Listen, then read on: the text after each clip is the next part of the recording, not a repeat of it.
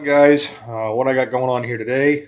This is a carb out of my Sportster. I have a 1991 Sportster 1200 that I'm working on.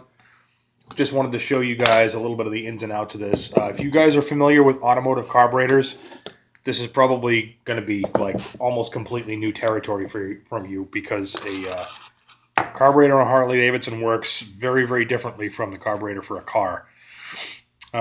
Because a carburetor on a carburetor on a Harley Davidson or most other motorcycles is what they call CV technology. It's constant velocity. So the way that it works is you twist the throttle and it starts to build up vacuum up in the top here. There's a cap that goes over the top of this, and there's a piston that goes in here, and it builds up vacuum. And when the vacuum builds up, it draws the piston up to open the butterfly in here in the throat of the carburetor, and it starts to flow more air and fuel in through the carburetor. You build up the vacuum by using the butterfly valve right here. Here is the piston, and the piston fortunately only goes into the top of the carburetor one way. You can see that it's kind of offset with the flanges, so it only goes into the carburetor one way. So if you try and put it in this way, no go. Put it in this way, it drops right in. And then again, there's a plastic cap that goes over the top of this. The rubber diaphragm creates a seal. Open up the butterfly valve, it starts to draw more air in. It pulls the piston up, and fuel and air start rushing into the motor. So let's see. So the piston goes in. This is your fuel bowl. This is your float bowl. Here's your float, along with your needle, along with your float valve. Little itty bitty thing here. So your valve hangs on the float. Let's pull the piston out because this will be a little awkward otherwise. And then the float drops in right here. So you've got your spring-loaded float. Drops into that little channel. The float rides here, and there's a little pin. There's a little pin right here. Just a stainless steel pin that goes right through here. Ta-da! That float is now in. Doesn't fall out. Good. Okay. So the next thing you got is jets. The jets are all numbered on these carburetors. This one is a main jet. You can always tell the main jet is the short, fat one. And then you have a pilot jet or a low-speed jet, and that one looks a little bit more like a needle or like a top. So this particular one, I had to buy a new pilot jet for this one, and I chose to buy a new main jet. I chose to jet it up a little bit because it's got a higher flow set of exhaust, and it's got a high flow air filter that I'm putting onto it.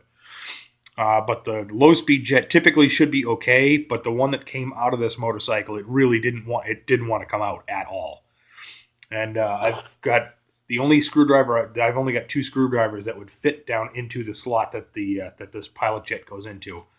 This is one of them. It is a Pittsburgh screwdriver.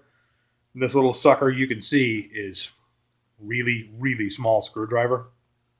And when I put it down in there, the jet was jammed in there with, there was a whole bunch of shellac from old crappy gas that had been sitting in this carburetor for about 15 years. So the jet really didn't want to come out. So I sprayed some PB Blaster down in here to loosen it up. And I still ended up bending the tip of one of my Pittsburgh screwdrivers, which again is a reason why it's a good idea to get really good professional quality screwdrivers like the Matco Top Torque 2. These are phenomenal screwdrivers. I got to get some more in smaller sizes, so I've got some really rugged screwdrivers, because these Pittsburgh ones they're just junk. They are absolute crap.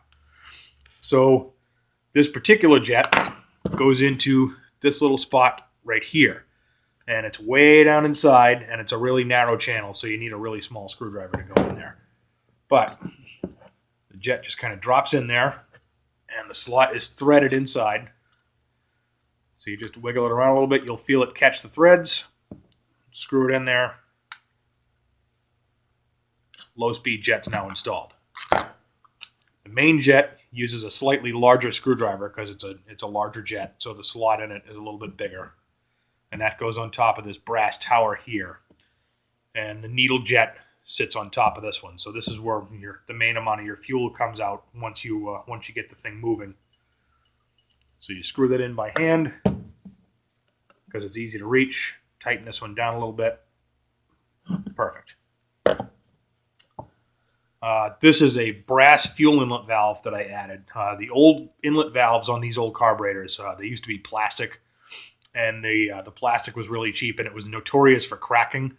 So, and the Harley Davidson carburetor fit on all of their motorcycles. So this would go onto a Sportster, it would go onto a Softail, a Dyna, a touring bike, no matter what. I mean, it was the same carburetor on all the bikes back then, on all the Evos, and actually even up into the twin cam days. So these carburetors are like, when you know how to work on one of them, you know how to work on all of them. But again, this fuel valve, or this fuel inlet elbow here, used to be plastic. They were notorious for cracking, and then they would leak fuel. And it was, number one, it was a waste of fuel. And number two, there was always the possibility of dropping fuel on a hot exhaust and catching on fire. And needless to say, that's a bad thing. So they started making these things out of brass. They go in there really, really hard. So when you take the old plastic one out, it's going to be kind of a bear to get it out of there. When you put this one in, what I used a little brass mallet to tap it in there to try to keep from damaging anything. It still kind of flatten it out a little bit, but no cracking, and it's straight as an arrow. So that should work great. So the next thing I'm going to do is put together the float bowl with the accelerator pump. Now, and if you're familiar with an automotive carburetor, this is going to be kind of a revelation here, because you're going to look at this thing and be like, what is that, some kind of a toy?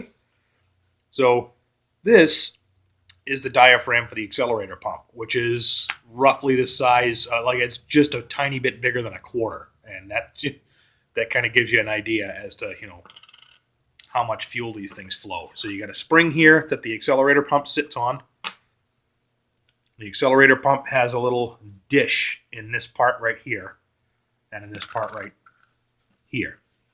And this thing is concave. And this part right here where it says NGK, this is this particular one with the button sticking out of the middle, because the other one doesn't have that button. This side with the button sticking out of the middle rides bing right on top of that. And then that sits inside this little sucker on the bottom of the float bowl. And when you call for fuel, this sucker goes, okay, it answers the call. Actually, I think that's diaphragm. Oh yeah, that's right. The diaphragm's supposed to go the other way around. The concave side goes up. So once you got that in place, there's a little. Fortunately it was still stuck on there. There's a little square O-ring, and you can see it's got the really sharp edge there, so that sucker is square, and that sits right there for your little fuel inlet. And this whole thing bolts together. Come on, you. Sometimes a little tricky to get in there, but there we have it. And then there's 3 screws that hold the accelerator pump bowl onto this thing. Again, this carburetor is kind of old, so one of these screws is, the head is stripped out, but I'll eventually get another one, but for the time being, it works just fine.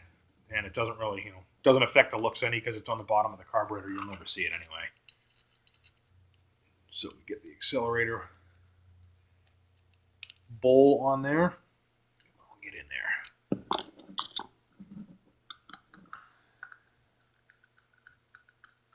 And here it goes. And that tightens up. It seats that diaphragm really in there nicely.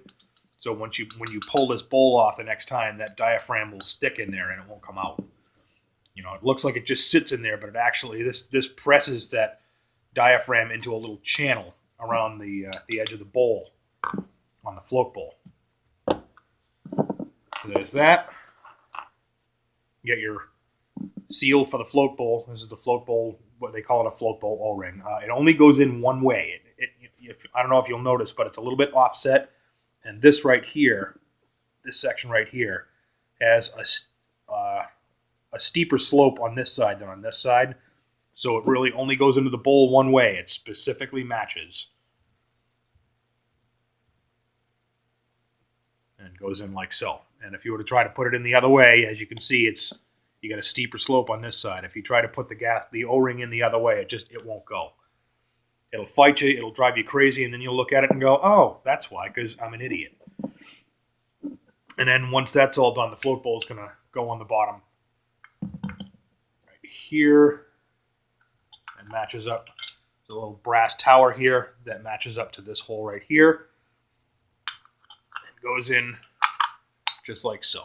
And there's also an O-ring on the base of this right here. I already replaced it. I already replaced that little O-ring as well, so I did that just for expediency and time. That whole thing just goes together, and then there's 4 screws that hold the bowl on. As you can see, this is a 26-year-old carburetor, but damn, this thing looks good. And again, the reason for that is because this bike sat in a basement for 14, 15 years and was untouched, so it didn't really get a whole lot of the road grind that it normally would have for a motorcycle that was being used constantly over and over again. So the next thing goes on top is the piston. Vacuum piston drops right in. The next thing that goes in is your jet needle, and these are all specific to the what you've got in there for performance parts and for a jet kit. I only went up one size on the main jet, so that needle should still work just fine. And then you've got your diaphragm spring. And again, there's a little plastic cap that goes on the top of this. I'm not going to put that in right now because it's kind of a bear, and I really need to, it'll take me some time to get it in there, and you guys will be sitting here twiddling your thumbs for an hour because it's kind of a pain in the ass. But that's how the whole thing goes together. That plastic cap sits on top, and then all you need to do is put it on the motorcycle, hook up the cables here and here with your little brass ferrules, and it should be ready to go. So, all I need for this thing is I need a battery for it. I need to put the throttle cables on, put the carburetor back on the bike. I need to change the tires out, do a 10K service, and then I should be riding this thing probably, as long as I can build up the money to buy the battery. That should take me probably less than a couple of weeks. But within a couple of weeks, I should probably have this bike on the road 2 to 3 weeks from now, and saving me a whole lot of money in gas, and that'll allow me to work on my truck, which also needs some work, but you know how that goes. It's always something. Anyway, just wanted to give you guys some insight into the Harley Davidson CV carburetor. I hope this has been informative for you. Again, please make sure you understand I am not a professional. I am just I'm a service advisor at a Harley dealer. I understand how they work. I don't actually wrench on them for a living, so I'm going to be working on things a little bit more slowly than a technician would. And I probably don't explain things as well as a technician would. But again, just wanted to give you guys some insight. So, if you've got a bike at home that you need some carburetor work on, hopefully this little informative video might help you. If you have any questions, please feel free to direct message me or comment in the comment feed. Please like, comment, subscribe, and share. And I will see you guys in the next video. Have a productive day.